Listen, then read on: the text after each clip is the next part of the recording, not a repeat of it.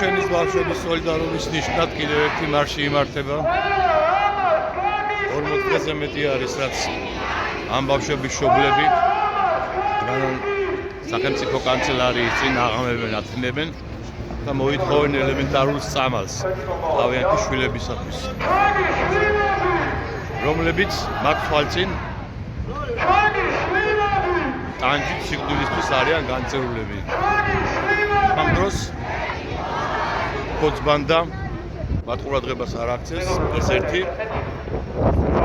და მეორეც შიგადაშიგ ღამღამობით უგზავნის პოლიციას ჩხრეკისათვის.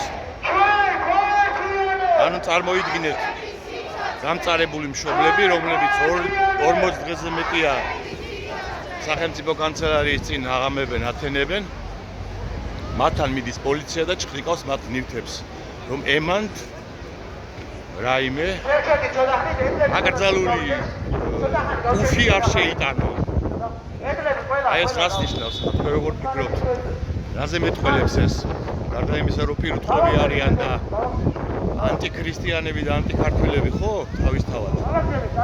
ეს იმას ნიშნავს, რომ ატერორებენ ამ მშობლებს. რას ნიშნავს ასე ჩხრეკით მისვლა პოლიცია? გამნახებ მშობლებთან ღამით, რომ მათ შეეშინათ და აღარ გაბედონ პროტესტის გაგრძელება. აი ეს არის მეტი არაფერი. როგორი ამასწრაფი უნდა იყოს?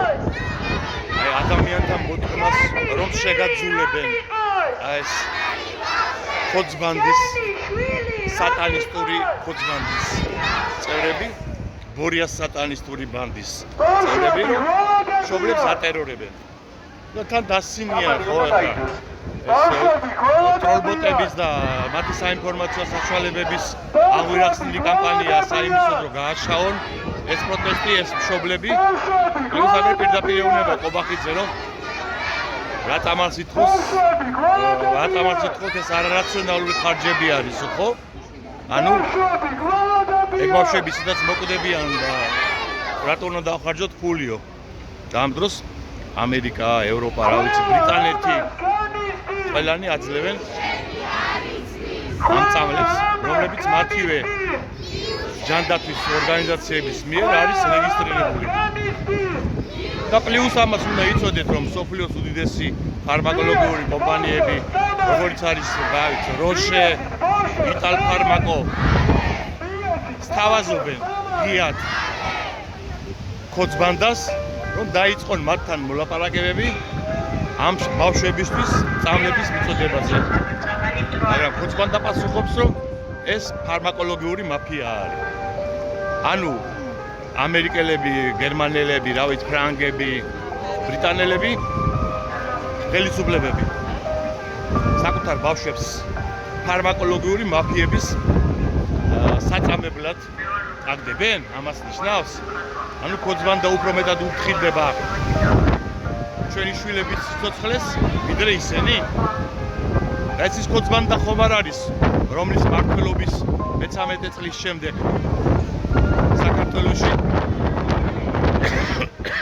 2-დან 7 წლამდე ბავშვებში სისხლის ანალიზში აღმოჩენილია ტყვის გადამეტებული შემცველობა. ანუ შხამი, მომაკვდინებელი შხამი. 2-დან 7 წლის ბავშვების 40%-ში. რატომ? იმიტომ რომ ეს არის აკრძალული საკვები დანამატები, ეგრეთ წოდებული შხამი ნივთიერებები, რომლებიც უხარისხო საკვები ტიპებში არის პროცესი. იმიტომ რომ არავითარი კონტროლი არ არსებობს.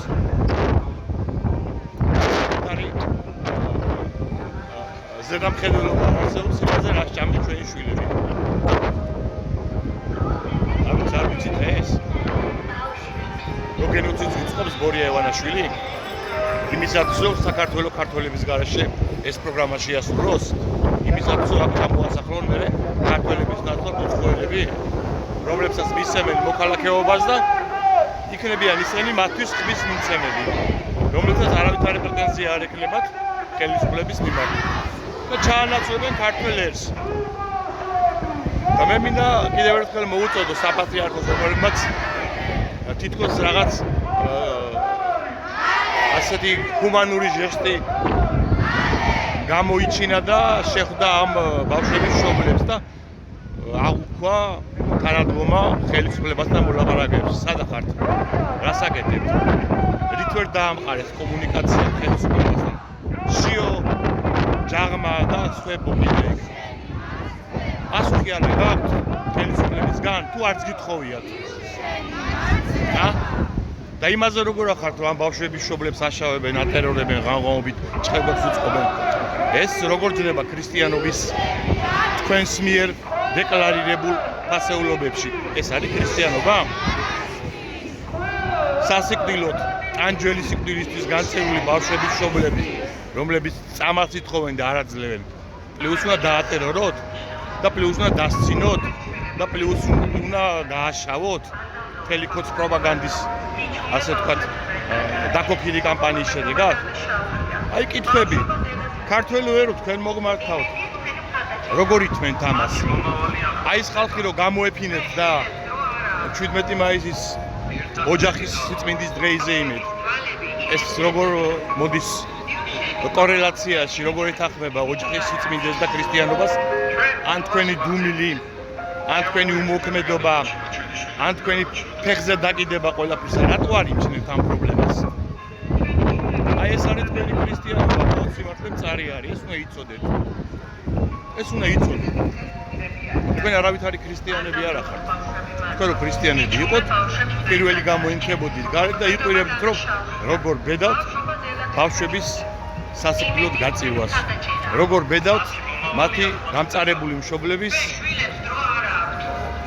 მიმართ ასეთი ტერორის მანქანის ამუშავებას. მორჩა, ეს რიტორიკული კითხვები არის. და მე ამაზე ვიცი ძალიან კარგად პასუხი. რომ თქვენ არ ახართ ქრისტიანები, საქოთეც მიმართავთ. თქვენ ხართ სატანისტები. რომ ერთხელ ხავთ ღმერთად გამოცხადებული მამონა, ბორია, რომელიც აგერ უკვე თავისშვილს დააგორაოს საკეთიკით ცოტნეს, რომ ის მოგივლინოთ მე მკვიდრეთ. ფადიშაჰია რა. ფადიშაჰობა მეტი კი არაფერი არ არის. აი იცოდეთ, სარკეს ჩაიხედეთ, უბრალოდ მე ამას ვაკეთებ თქვენთვის. რომ სარკეს ჩაიხედოთ და გაიგოთ სინამდვილეში ვინ ახართ. თუ არის აქამდე, თუ არ შეგიმჩნევიათ საკუთარი თავისთვის სექტანტობა და სატანისტობა, აი გეუბნებით. და ნორმალური ადამიანები არა მხოლოდ ფულს აგროვებენ ამ ბავშვებისთვის, მაშინ როცა ხელისუფლება დუმს, არამედ ყოველდღიურად პროტესტს გამოხატავენ და ნამდვილი ქრისტიანები იქცევიან მაშინ, როცა ამ ბავშვებს სოლიდარობას უცხადებენ.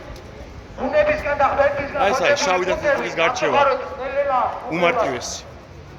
ან ხარ ქრისტესთან, ან არა ხარ. როცა არ ახარ, ეს არის სატანისტობა. იმიტომ რომ ქრისტესთან როცა არ ახარ, შენ ხარ სატანისტი. გაიგეთ? თავარი სატანისტი ბორიას თამადობით. გავრცელეთ ეს ვიდეო, ბევრმა ადამიანმა ნახოს, ბევრმა გაიგოს, თუ აქამდე არ გაუგია საცხოვრობთ და ვიცოდეთ. და ჩვენ მივადებით ხელისუფლებას. პასუხი მოგეკითხება ყველას. სამწუხაროდ ხელისუფლებასთან. უფლის პასუხი. მოლაპარაკებამ დღეს სულ მოფენობა. და ჩვენ გავედით ქუჩაში. სული წმინდის მოფენა. და უკვე გილოცავ თანდასასწაულს. და დაუშვათ საკუთარ თავს კითხვა. სახელმწიფო კანცელარიის წინ. სული წმინდის მადლი რამდენად არის დამსახურებული ჩვენთანაც საერთოდ არის. და ასე დავიდეთ გავრცელეთ ეს ვიდეო. და სამწუხაროდ